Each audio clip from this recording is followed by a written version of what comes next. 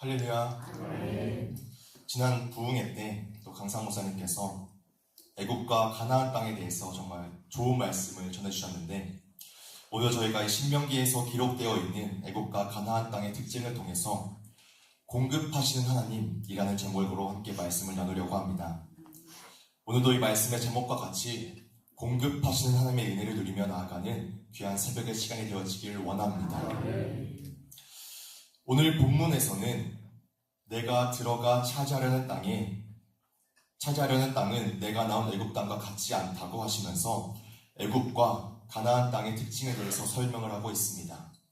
오늘 본문 10절, 11절을 저희가 다시 같이 한번 읽어보길 원합니다. 신명기 11장 10절과 11절의 말씀입니다. 시작. 내가 들어가 차지하려 하는 땅은 내가 나온 애굽 땅과 같이 아니하니 거기에서는 너희가 파종한 후에 발로 물대기를 채소밭의 됨과 같이 하였거니와 너희가 건너가서 차지할 땅은 산과 골짜기가 있어서 하늘에서 내리는 비를 흡수하는 땅이요. 아멘. 먼저 이 애굽 땅에 대해서는 발로 물대기를 이라고 말을 하고 있습니다. 여기서 발로 물을 댄다 라고 말하는 것은 물을 끌어올리는 수레장치를 발로 돌려서 땅으로 강물을 공급하는 방식을 말하고 있습니다. 애굽 또 이 이집트에는 세계에서 가장 긴 강인 나일강이 있기 때문에 이 강이 마르지 않는 이상 언제든지 그 관계 수로를 통해서 물을 공급하고 농사를 짓기 좋은 비옥하고 풍족한 땅이 이 애굽 땅이었습니다. 애굽 땅은 비가 거의 오지 않는 나라였지만 하지만 자신들이 조금만 노력하면 그 강의 물을 발로 대서 농사를 짓기가 아주 좋은 곳이었습니다.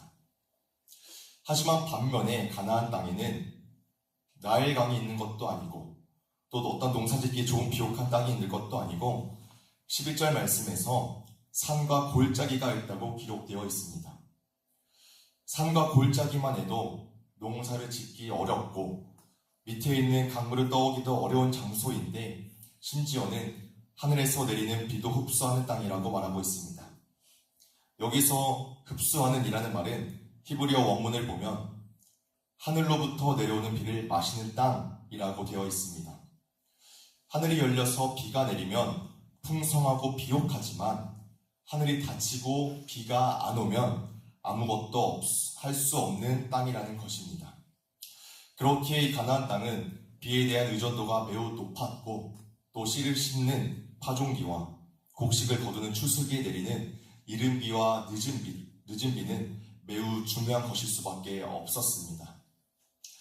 결국 애굽은 인간의 힘으로 모든 일을 이룰 수 있을 것만 같은 또 인간의 노력으로 살 수 있는 그런 땅이지만 그러나 가나안 땅은 인간의 노력으로 되는 땅이 결코 아니었습니다. 주변 환경과 상황만 봐서는 애굽 땅처럼 농사가 잘 될 수가 없는 정말 척박한 땅이 바로 가나안 땅이었습니다. 하지만 우리가 익히 알고 있듯이 이러한 가나안 땅을 하나님께서는 젖과 꿀이 흐르는 땅이라고 말씀을 하십니다. 과연 하나님께서는 왜 이런 척박한 땅을 젖과 꿀이 흐르는 땅이라고 말씀을 하셨을까요? 하나님은 거짓말을 하고 또 달콤하게 유혹하는 그런 실없는 분이 결코 아니실 텐데 하지만 그 답은 오늘 본문 말씀 12절에 나와 있습니다. 신명기 11장 12절의 말씀을 저희가 한 번 더 같이 읽어보도록 하겠습니다. 신명기 11장 12절의 말씀입니다. 시작. 내 하나님 여호와께서 돌보아 주시는 땅이라 연초부터 연말까지 내 하나님 여호와의 눈이 항상 그 위에 있느니라. 아멘. 가나안 땅이 젖과 꿀이 흐르는 땅인 이유는 이 땅 자체가 비옥하고 농사가 잘 되고 좋아서가 아니라 하나님께서 돌보아 주시는 땅이기 때문에 젖과 꿀이 흐르는 땅이라는 것입니다. 가나안은 하나님께서 도우시지 않으면 절대로 먹고 살 수가 없는 땅입니다. 이전 애굽 땅에서는 내 손으로 행하고 이루었지만 이제 가나안 땅에서는 하나님의 손으로 하나님의 은혜로 모든 것들이 이루어지는 것입니다. 애굽에는 아까도 말씀을 드렸듯이 나일강에 강물이 많아서 발로 물을 내는 수도 시설이 잘 활용되었지만 가나안 땅은 비를 흡수하는 땅이어서 이 수도 시설조차도 적합하지 않았습니다. 제때 비가 오지 않으면 땅이 가물어서 문제이고, 아니면 비가 너무 많이 와서 홍수로 물이 범람하면 그것도 농사를 망치게 되는 것인데, 그러나 하나님께서는 이 가나안 땅에 14절에서 말씀하듯이 이른 비와 늦은 비를 적당한 때에 주시며 애굽 땅 못지않게 풍족하게 살아가게 하셨습니다. 이것이 바로 애굽과 가나안 땅의 특징입니다. 그렇다면 이제는 우리의 모습을 한번 생각해 보길 원합니다. 과연 나는 애굽 땅에서 내 능력으로 살아가고 있는지, 아니면 가나안 땅에서 하나님의 공급하심을 받으며 살아가고 있는지를 우리가 한번 생각해 보길 원합니다.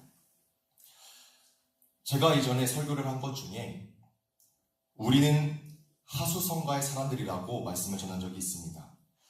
세상 사람들은 자수성가라고 하며 자신의 손으로 성공을 이루었다 하지만 우리는 그들과 달리 내 손이 아닌 하나님의 손으로 성공을 이루는 하수성가의 사람들입니다. 하나님의 부르심을 받아 예수님을 만나고 난 우리는 더 이상 애굽 사람이 아닌 가나안의 사람들입니다. 이제는 내 손으로 발버둥 치던 애굽 땅에서 나와서 가나안 땅에서 하나님의 공급하심을 누리며 사는 사람들이 바로 저희들입니다. 우리는 이전에 자기 노력으로 살던 삶에서 하나님을 의지해서 사는 삶으로 바뀌었습니다. 저도 제가 이렇게 매주 말씀을 전하고 있지만 정말 저도 아무것도 없는 그런 상황에서 정말 아무런 지혜도 지식도 능력도 없지만 정말 그저 하나님의 은혜로 공급하시면서 이제 또 어떻게 해도 감당하고 있는데, 가나안으로 가게 하신 분도 하나님이시기에 그곳에서의 생활도 이끄시는 분이 하나님이십니다. 그곳에서의 생활도 하나님께서 책임지십니다. 그렇게 우리 모두가 내 노력으로 이루는 것이 아닌 하나님의 공급하심을 누리며 그 은혜로 살아가길 원합니다. 하나님께서 하십니다.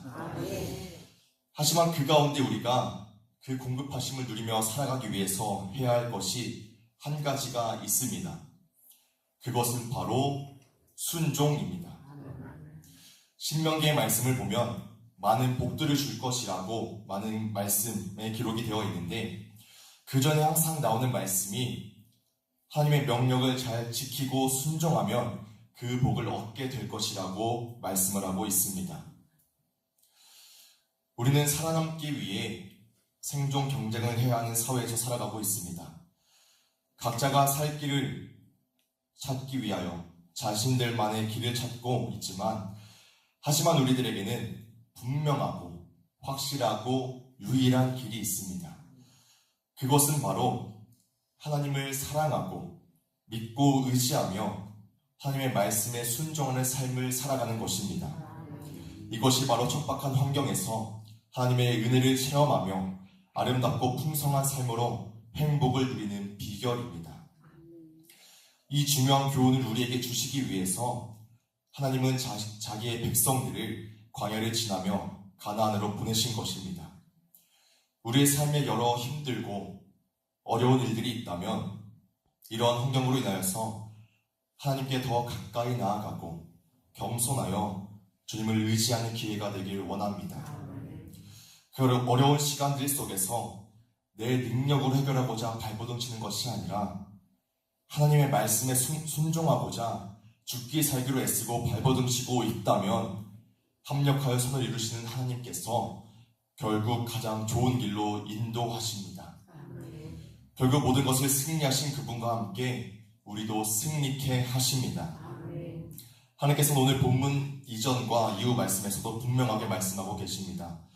8절 말씀에서는 너희에게 명하는 모든 명령을 다 지키면 너희가 강성할 것이고, 9절 말씀에 그 젖과 꿀이 흐르는 땅에서 너희 날이 장수할 것이며, 또 13절에서 15절 말씀에서는 내 명령을 청종하고 하나님을 사랑하여 마음을 다하고 뜻을 다하여 섬기면 이른 비와 늦은 비를 적당한 때에 주어 곡식과 포도주와 기름을 얻을 것이며, 풀이 나고 내가 먹고 배부를 것이라고 순종 이후에 우리에게 주실 복을 분명하게 말씀하고 계십니다.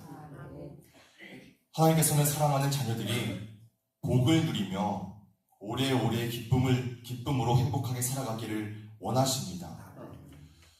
우리는 예수님을 믿어 영생을 얻었고 하나님의 자녀가 되었고 천국의 백성이 되었습니다.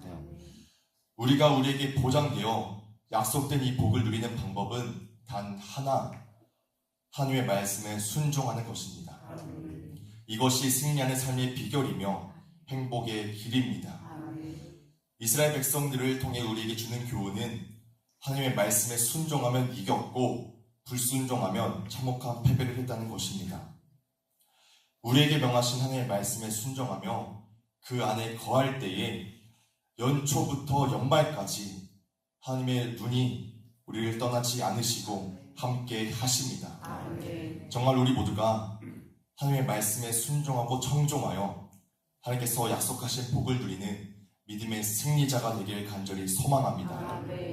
이제 말씀을 마무리하려고 합니다. 제가 오늘 말씀을 전하면서 하나님의 말씀에 순종하여서 복을 받자라고 말씀을 전했는데, 하지만 우리의 이 순종이 그저 복을 받기 위한 하나의 수단으로 작용되어서는 결코 안 됩니다.